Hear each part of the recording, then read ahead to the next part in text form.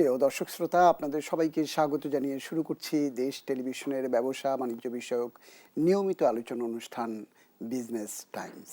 আজ আমাদের আলোচনার বিষয় অর্থনীতির প্রত্যাশা ও প্রাপ্তি। আমরা গেল এক বছরে আমাদের এই অন্তর্বর্তীকালীন সরকারের মেয়াদে অর্থনীতি নিয়ে আমাদের কি প্রত্যাশা ছিল, আর কি পেয়েছি, আর কি পাওয়ার আকাঙ্ক্ষা আমাদের মধ্যে রয়েছে, সে বিষয় নিয়ে কথা বলবো। কথা বলবার জন্য আমাদের স্টুডিওতে আমরা আমন্ত্রণ জানিয়েছি জাতীয় রাজস্ব বোর্ডের সাবেক চেয়ারম্যান, বিশিষ্ট অর্থনীতি বিশ্লেষক এবং গবেষক, যিনি নিয়মিত লেখনও বটে, ডক্টর মোহাম্মদ আব্দুল মজিদ। আমরা আপনাকে স্বাগত জানাচ্ছি। প্রিয় দর্শক, আর এই আলোচনা এগিয়ে নিতে আপনাদের সঙ্গে থাকবো আমি সুলতান মাহমুদ। ফিরবো আলোচনার আগে শুধু এইটুকু বলা আবশ্যক যে অন্তর্বর্তীকালীন সরকার যখন দায়িত্ব নিয়েছিল, একটি ভঙ্গুর অর্থনীতির একেবারে বলা চলে যে তলাবিহীন ঝুড়ির মতো অবস্থা দাঁড়িয়েছিল বাংলাদেশের অর্থনীতি। সেখান থেকে ঘুরে দাঁড়ানোর নানানমুখী উদ্যোগ পরিকল্পনার কথা আমরা শুনেছি, এবং সরকারের যে অঙ্গীকার ছিল আর্থিক খাতের অন্যান্য রাষ্ট্র কাঠামো সংস্কারের পাশাপাশি আর্থিক খাতেও বড় ধরনের সংস্কার, সে সংস্কার নিয়ে কতগুলো আমরা দেখেছি যে কতগুলো কমিশন হয়েছে। সেই কমিশন তাদের রিপোর্ট দিয়েছে, সুপারিশ দিয়েছে।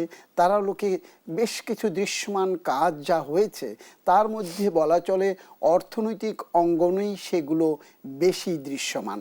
তো এসব বিষয়ে এরপরও আমাদের যারা এই অর্থনৈতিক অঙ্গনের চালিকা শক্তি, বিশেষ করে যারা রপ্তানিমুখী বাণিজ্য করেন বা ব্যবসায়ী সংগঠনের নেতৃবৃন্দ বা বিনিয়োগকারী, তাদের মধ্য থেকে নানানমুখী কথা রয়েছে, নানান মন্তব্য রয়েছে, নানান প্রত্যাশার পাশাপাশি হতাশাও আমরা শুনতে পাই মাঝে মধ্যেই। কেন এমনটি বা এখান থেকে উত্তরণের পথ কী, সেটি আলোচনা করব। এবং শুরুতেই জনাব ডক্টর মোহাম্মদ আব্দুল মজিদ, আপনার কাছে যেটি জানতে চাই যে আপনিও এই সরকারের যে সংস্কার কর্মযজ্ঞ সেটির বিভিন্ন অংশে সম্পৃক্ত ছিলেন বা এখনও কাজ করছেন। তো সেক্ষেত্রে এই সরকারের কাছে মানুষের যে প্রত্যাশা ছিল, বিশেষ করে 5ই আগস্টের পরে জুলাই বিপ্লবের মধ্য দিয়ে যে অন্তর্বর্তীকালীন সরকার এলো, সেই প্রত্যাশার কতটুকু এই সরকার পূরণ করতে পেরেছে বলে আপনি মনে করেন? ধন্যবাদ। কতটা পেরেছে পারেনি এই সাফল্য ব্যর্থতার সার্টিফিকেশন দেওয়াটা আমাদের আজকের আলোচনার বিষয় আসবে না। বিষয়টা হচ্ছে কি অবস্থা ছিল, কি আছে, কি করতে চাই, এই বিষয়টা সেখান থেকে বেরিয়ে আসবে যে কতটুকু প্রত্যাশা অবশ্যই সে কথা তো উঠতে আসবেই। সেইগুলোতেই আমরা যাব। প্রথমত পয়েন্ট হচ্ছে সামষ্টিক অর্থনৈতিক ব্যবস্থাপনাটাই হচ্ছে অতীতের, অর্থাৎ 5ই আগস্টের আগের সবচেয়ে বড় দুর্বল দিক ছিল যে সামষ্টিক অর্থনৈতিক ব্যবস্থাপনায় ব্যাপক একটা গরমিল এবং ব্যাপক একটা ছিল, যার জন্যেই আমাদের রিজার্ভের ঘাটতি, আমাদের আরও অন্যান্য সমস্ত সমস্যা, বড় বড় মেগা প্রকল্প বাস্তবায়নটা নিয়ে যে যত আইন কানুন অনিয়ম যা কিছু হয়েছে, সেটা সব কিছু আমি সামষ্টিক অর্থনৈতিক ব্যবস্থাপনার দুর্বলতাকেই দায়ী করব আর কি, ছিল তখন। এখন এখানে একটা জিনিস প্রথমে বলে নেওয়া ভালো যে 2024 সালটা 23-24 অর্থ বছর যেটা, সেটাতেও শুরুটা ওখান থেকেই হয়েছে জটিলতাটা। সেটা হচ্ছে ওই বছরটা ছিল 2 সরকারের বছর স্বাভাবিকভাবেই, আগে যারা ছিলেন আর 24-এর ইলেকশন হয়ে যাওয়ার পরে যারা আসবেন।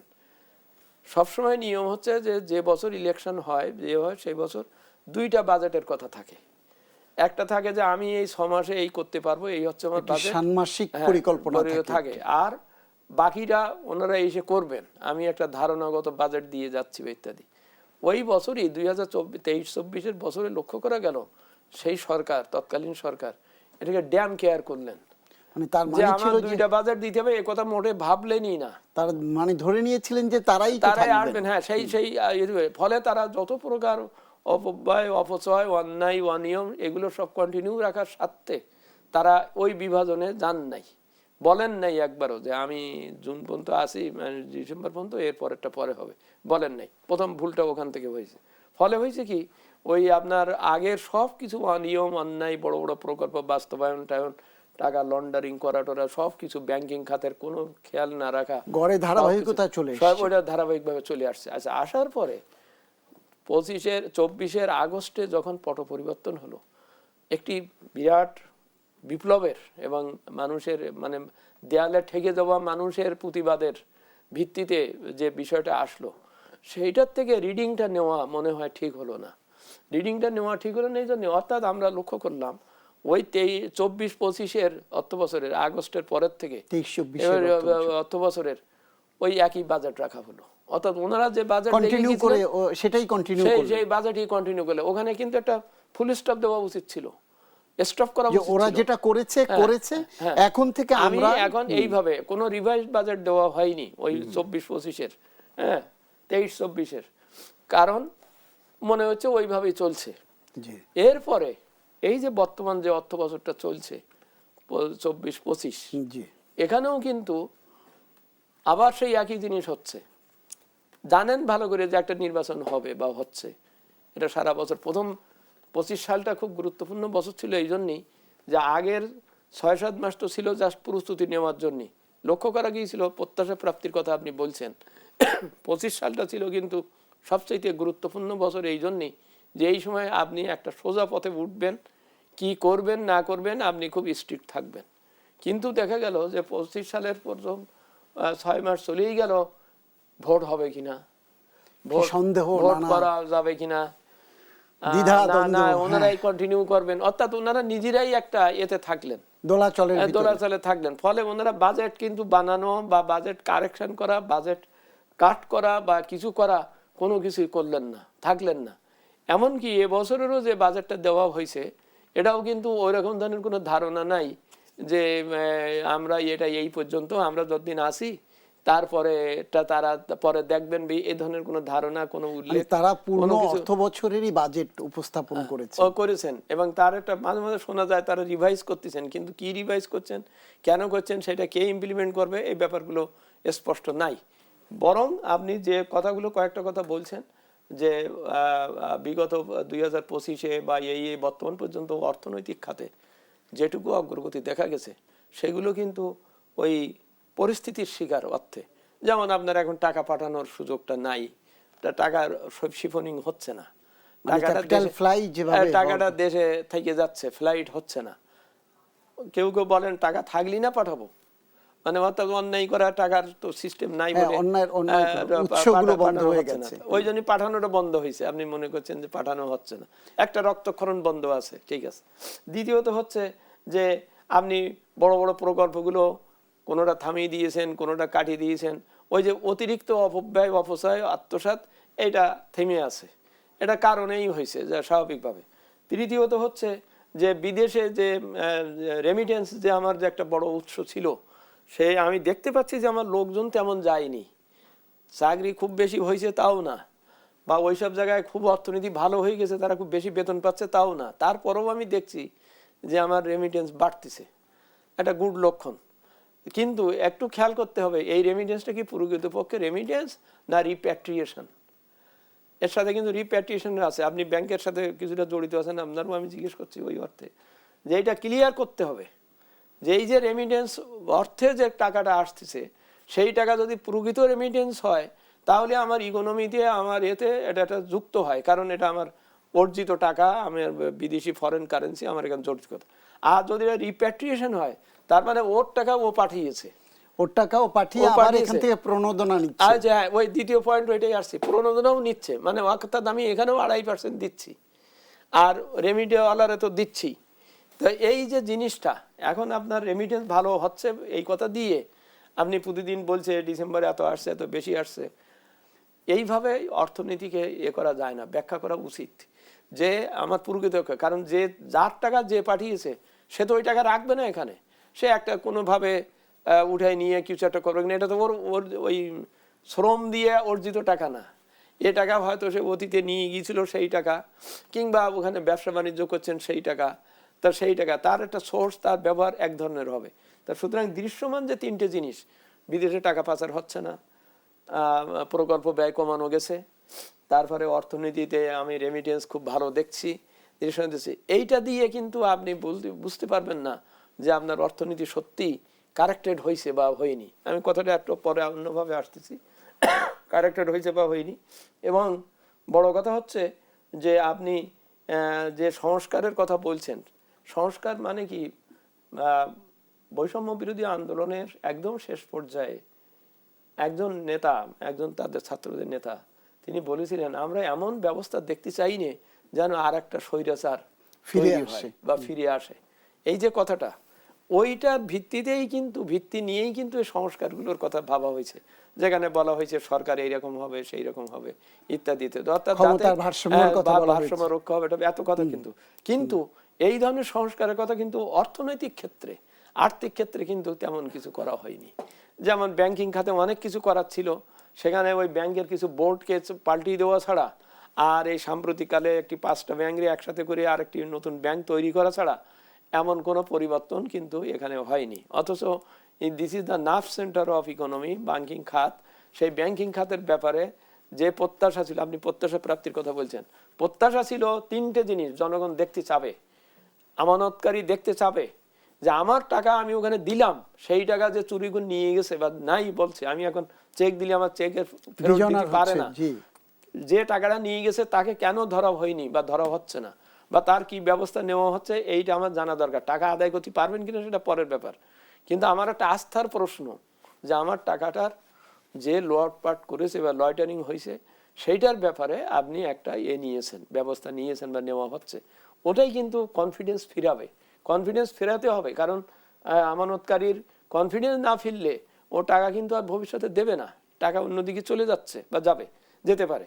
তো সেই জন্য কনফিডেন্স ফেরাবার মতন কোন পদক্ষেপ ব্যাংকিং খাতে বা এইসব জায়গায় খাতে আরো বেশি প্রয়োজন ছিল বা নাই ইত্যাদি। অন্য বিষয়ে আমরা আলোচনায় আসবো। প্রিয় দর্শক, নিতে হচ্ছে একটি বিজ্ঞাপন বিরতি, বিরতির পর ফিরবো আবার আমাদের অতিথিকে সঙ্গে নিয়ে। সে পর্যন্ত আমাদের সাথেই থাকুন।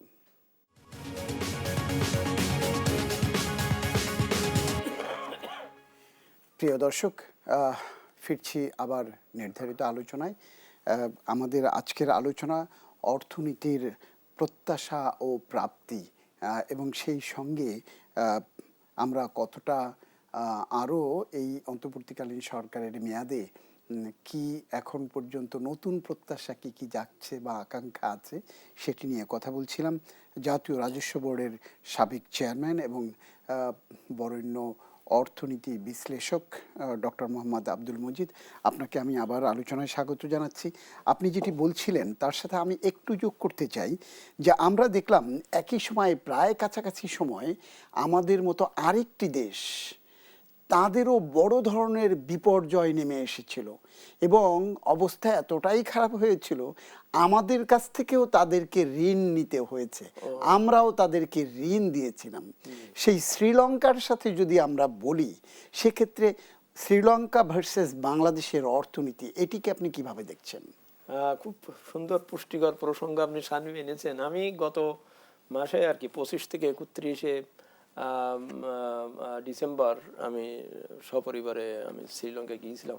আমি যে জিনিসটাকে সাধারণ বেড়ানোর পর্যায়ে রাখিনি, আমি খুব গভীর অভিনিবেশ সহকারে অন্তত ওই 5 দিন আমি এটা জানবার চেষ্টা করেছি যে তাদের পতনের প্রধান 5টা কারণ কি ছিল এবং তারা যে উদ্ধার পেয়েছে বা উদ্ধারের পথে গিয়েছে তারও 5টা প্রধান কারণ কি। কারণ আমি দেখলাম যে অনেকগুলো জানার বিষয় না, তো ওইটা জানাজানি করে যেটা দেখলাম যে, এবং আমার বাংলাদেশের সাথে আপনি যথার্থ বলেছেন, এটা খুব সাজুজ্য, এটা লক্ষ্য করার বিষয়, খুব বিষয় আমাদের আত্মবিশ্লেষণের জন্য এটা প্রয়োজন বিষয়। যেমন পুরো তাদের 5টা কারণ, তাদের পতনের কারণ হয়ে গেছিল যে তারা একেবারে ডেট খুব সিরিয়াসলি হয়ে গেছিল, মানে কিস্তি শোধ করতে পারছিল না, হ্যাঁ, মানে হয়ে যাচ্ছিল, দেউলিয়া হয়ে যাচ্ছিল। 2 হচ্ছে তারা IMF এর কথা শুনে কৃষিতে এবং আরো অন্যান্য জায়গায় এমন কিছু পদক্ষেপ নিয়েছিল যেটা তারা কোনো কন্ট্রোল করতে পারেনি এবং জনগণ অসন্তুষ্ট এবং অর্থনীতি বিপর্যয় রয়েছিল। 3 হচ্ছে তাদের রিজার্ভ একদম কমে গিয়েছিল, খুব সিরিয়াসলি তলানিতে এসে ঠেকেছিল, তলানিতে এসে। 4 হচ্ছে তাদের রাজনৈতিক অস্থিরতা, গোতাবাই এবং তার ফ্যামিলি, তাদের ওই হ্যান্ডলিং করাগুলো ঠিক মতন হয়নি বলে সেখানে একটা বেশ সশস্ত্র একটা আন্দোলন হয়, অস্থিরতা হয়। 5ম ছিল ওই যে করোনার সময় তার যে অন্যতম যে খাত পর্যটন এবং অন্যান্যগুলো সেগুলো সব পড়ে গিয়েছিল। এটা 22 সালে তাদের এই পতনটা হয়েছে। তো অর্থনীতির মূল চালিকা চালিকা শক্তি পর্যটন সেইটা ওই করোনার কারণে, অর্থাৎ করোনাও একটা আসামি তাদের এই এই ব্যাপারে বিবেচনায়। আচ্ছা, এখন উদ্ধারের ব্যাপারে দেখলাম তারা 5টা কারণ আমি ভালো করে বিশ্লেষণ করলাম, দেখলাম প্রথম কথা হচ্ছে ও ডেট সার্ভিসিং করতে পারতেছিল না। সেইটা যেমন আমাদের কাছ থেকে লোন নিয়েছে আর ওর কাছ থেকে যাও নিয়ে এটিয়ে প্রথমে সে চান্স নিয়েছে যে আমি ডেটে ফেল করব না, এটা আমি শোধ করতে হবে বা করে আমার ডেটের সাস্টেনেবিলিটিটা এটা ঠিক রাখতে হবে। এইটাতে তারা খুব স্টিল, তাদের গভর্নর, ব্যাংক অফ শ্রীলঙ্কার গভর্নর, সে কিন্তু খুব শক্ত হাতে ফাইন্যান্সিয়াল এই যে রেগুলারিটিজ এই বিষয়গুলোকে, ওই যে টাকাগুলো সেগুলো আনা ইত্যাদি ইত্যাদি সব ব্যাপারগুলোতে খুব প্রথমে এই পদক্ষেপ নিয়েছে, নিয়ে সে কিন্তু এখন লোন রিপেমেন্টে রেগুলার হয়ে গেছে। 2 হচ্ছে যে IMF এর সাথে IMF এর যেসব সত্যের কারণে তার এই ভোগান্তি হয়েছে, প্রবলেম হয়েছে, IMF কে বলে দিছে আমি আপনার এই জিনিস আর ননিয়ম, প্রথমে এসে বলেছে আমি আপনার এই কথা শুনতেছি না, মানে IMF এর যে প্রেসক্রিপশন সেখান থেকে বেরিয়ে গেছে, একদম পরিষ্কার বলে দিছে এটা হবে না। তারপরে প্রায় 7-8 মাস যাবত নেগোসিয়েশন হয়েছে স্টাফ লেভেলে কথা বলে তাদের গভর্নর খুব যথেষ্ট ভূমিকা পালন করেছেন, করে শেষে বলেছে হ্যাঁ ঠিক আছে, আমার এটা উদ্ধার করার জন্য তোমার কাছ থেকে আমি বেল আউট ফান্ড নিতে পারি, আমি ওই আগের সত্য আগের টাকা পয়সা আগের কন্টিনিউ করব না, আমি তোমার একটা মাত্র $2.5 বিলিয়ন একটা বেল আউট প্রোগ্রাম নিয়েছে। সেই বেল আউটটা এই যে আমি যেসব শর্ত মানতে পারবো, যেসব আমি সেইটা রাজি হয়ে করতেছি। যেমন আমি ওদের রেভিনিউ আর্নিং খুব পড়ে গিয়েছিল, রেভিনিউ আর্নিং হচ্ছিল না, সেইটা করা, সংস্কার করা, তাদের NBR এর সংস্কার করা, কাজের সংস্কার করা, সংস্কার করা, কর কাঠামো ঠিক করা, আমাদের যেমন ব্যাংকিং এর যে সমস্যাগুলো, এই আর্থিক খাতের সংস্কারের ব্যাপারে তারা এর কাছ থেকে নিয়েছে বেল আউট সুবিধাটা নিয়েছে, এবং কথা ওইটাই রাখছে যে আপনার ওই কথা শর্ত অনুযায়ী না, আমি যে শর্ত পারবো সেই শর্তে আমাকে টাকা দিতে হবে, আমি এটা বেল আউট করবো, আমি বেশি চাচ্ছি না, আমি বেশি নিয়ে আবার মাথা ভারী হতে যাচ্ছি না, আবার ওই এক কিস্তি শোধ করার জন্য আপনার ওই শর্ত আমার পালন করতে হবে, না করলে আমি মারা যাব, এরকম পরিস্থিতিতে আমি যাব না। IMF এর সাথে তারা এইভাবে এটা বোঝাপড়া করে নিয়েছে। রেমিটেন্স আসা শুরু হয়ে গেছে, কারণ মানুষের ভিতরে কনফিডেন্স। একটা কথা খেয়াল রাখতে হবে, শ্রীলঙ্কার পিপুল কিন্তু 100% শিক্ষিত এবং প্রকৃতপক্ষে শিক্ষিত, স্কিল্ড শিক্ষিত। আমরা স্কিল্ড শিক্ষিত না, আমাদের শিক্ষার কোনো নাই। ফলে আমাদের একটা লোক যেখানে 7-8 লাখ টাকা খরচ করে বাইরে দিয়ে 25 টাকা পায়, কত কষ্ট করে পায়, ওদের সেইটা হয়নি। ওদের প্রত্যেকটা স্কিল ম্যান পাওয়ার, তারা বিদেশে গেছে, বেশি দামি রেমিটেন্স আর্ন করেছে, পাঠিয়েছে এবং সেই পাঠাচ্ছে ওখানে, কিন্তু ওই না আর কি রিপ্যাট্রিয়েশন না, এটা হচ্ছে প্রকৃতপক্ষে রেমিটেন্স। তারা বাড়াবার ব্যাপারে নিয়েছে, তারা এখানে স্কিল ম্যান পাওয়ার নিজেরা পেয়েছে। আর আমি দেখলাম যে সমগ্র জনগণের মধ্যে একটা ঐক্যবদ্ধ একটা দেশপ্রেম টাইপের যে জিনিসটা, যে আমরা এরকম একটা ক্ষতিতে পড়ে গিয়েছিলাম, এটার থেকে আমাকে উদ্ধার পেতে হবে। আমি ইভেন একটা টুকটুক গাড়িতে আমরা উঠছিলাম, টুকটুকের একেও পর্যন্ত দেখলাম যে হাউ সিরিয়াস ইজ, সে আমাদেরকে ঘুরিয়ে নিলেও আমার যেটুকু ভাড়া সেইটাই নিল, আমাদের মতন এখানে মনে ভয় পাইতে হতো যে কি না কি হয় কিছু না। আরও শেষে আমার বললো স্যার আপনার যদি আরও লাগে, ওর নেম কার্ড দিল আমারে, দিয়ে বললো আমার লাগলে বলবেন, আমি সঙ্গে সঙ্গে আসবো। অর্থাৎ একটা ফরেনারের সাথে টুরিস্টকে কিভাবে আকৃষ্ট করতে হবে এই ব্যাপারে সমগ্র জাতিকে আমি দেখলাম যে ইভেন এই হোটেলে সব জায়গায় তারা এই সব একাগ্র রয়েছে। আমরা তো সেখানে তো যাব, ওই পয়েন্টে আমি আমাদেরটা পরে আসতেছি। আচ্ছা, ওই রেমিটেন্স ওটা হলো রাজনৈতিক অস্থিরতাটাও মোটামুটি তারা একটা ভোট করে বা একটা সিস্টেম করেছে।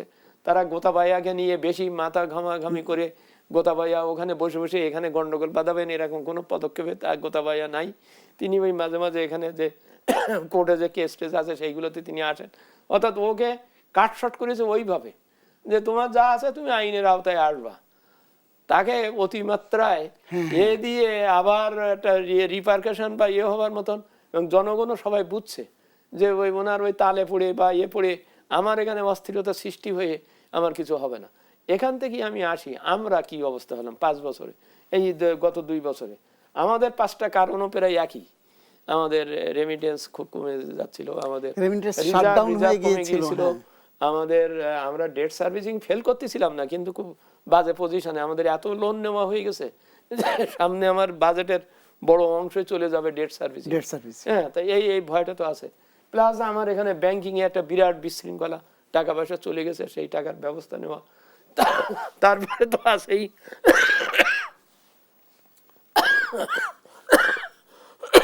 আমাদের প্রতিবেশী দেশে আমাদের অন্যরা যেভাবে এখানে নানান ধরনের নাশকতার বা যে বিষয়গুলো, এই বিষয়গুলো ওদের ওখানে নাই বা ছিল না।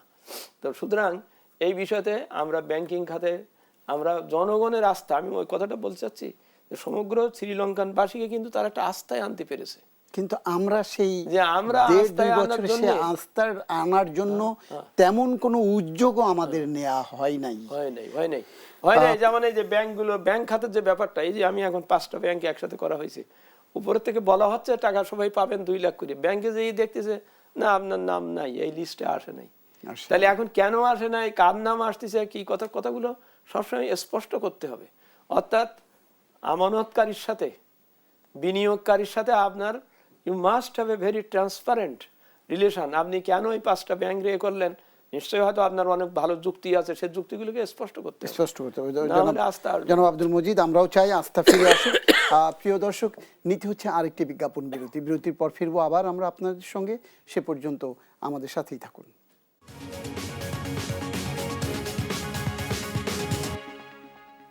প্রিয় দর্শক শ্রোতা, বিজ্ঞাপন বিরতির পর ফিরছি আবার আপনাদের সাথে। আমাদের সঙ্গে রয়েছেন অতিথি হিসাবে ডক্টর মোহাম্মদ আব্দুল মজিদ। আমরা যেটি বলছিলেন আপনি, আমরা শ্রীলঙ্কার সাথে আমাদের যে ব্যবধানের যে জায়গাটা, শ্রীলঙ্কা 2 বছরের ভিতরে আপনি বলছেন যে আপনি নিজে দেখে এসছেন যে কোথা থেকে কোথায় ঘুরে তারা দাঁড়িয়েছে। আমাদের 2 বছর না হলেও এমন একটি ম্যাচাকারের পর প্রায় 2 বছর হতে চলছে। তো আমরা সেখান থেকে পিছিয়ে থাকার একটি কারণ বলছেন যে আর্থিক খাত ওভাবে শক্তভাবে হাল ধরতে পারেনি বা সংস্কার করতে পারেনি। আপনি একটি কমিশনের সাথে ছিলেন, জাতীয় রাজস্ব বোর্ড যে সংস্কার কমিশন। আমাদের অর্থনীতির আরেকটি বড় উইন্ডো হচ্ছে বা দেশ পরিচালনার, যেটিকে আমরা বলি রেমিটেন্স বা রপ্তানি আয়ের পাশাপাশি এই যে রাজস্ব আয়। তো সেখানটা থেকে আপনি যে সুপারিশ করেছিলেন তার বাস্তবায়ন হয়েছে বা সেটি কত দূর এগিয়েছে বা আদৌ কি সেটি আলোর মুখ দেখবে কিনা, আপনি কি মনে করেন? না, এটা হচ্ছে কি, বেশ কয়েকটা 5টা প্রধান উদ্দেশ্য নিয়েই আমাদের এটা কমিশন না আর কি, কমিশন, জি হ্যাঁ কমিটি, এবং এটা অর্থ মন্ত্রণালয় থেকেই করা হয়েছিল, ক্যাবিনেট ডিভিশন থেকে না বা ইত্যাদি। এবং আমরা ওইটার উপরে আমরা 5 জন, আমরা সবাই এনবিআর এর সাবেক ছিলাম, মেম্বার, কেউ চেয়ারম্যান ছিলাম। ফলে আমরা খুব ইন ডেপথে যেয়ে এই সংস্কারের ব্যাপারগুলো কোথায় কোথায় কি কি জিনিস হচ্ছে, আমরা কিন্তু খুব হলিস্টিক্যালি পুরো ব্যাপারগুলো দেখেছি। আমরা 3টা জিনিসকে উদ্দেশ্য করে নিয়ে কাজ করছি। একটা হচ্ছে এনবিআরকে একটা জবাবদিহিমূলক প্রতিষ্ঠানে পরিণত করা পদ্ধতিটাকে। কারণ এনবিআর জবাবদিহিমূলক না হলে পর ওই করদাতার কাছ থেকে কর নেওয়ার ব্যাপারে নৈতিক যে বল, মনের বল বা আদর্শ বা অধিকার বা আগ্রহ, এটা জন্মায় না। আমি যদি নিজে জবাবদিহিহীন হই, আমার স্বেচ্ছা ক্ষমতা প্রয়োগের ক্ষেত্রে যদি আমি সকালবেলা একরকম, বিকেলবেলা একরকম বলি, রহিমের বেলায় একরকম, করিমের বেলায় একরকম বলি, তখন আমি কিন্তু I can't go at far with all this things. তো এইগুলো কি আমরা খুব খুঁটিনাটি আইনের সব কিছু দেখে শুনে পরীক্ষা করে একবার লিস্ট করে আমরা জমা দিয়েছি রিপোর্ট।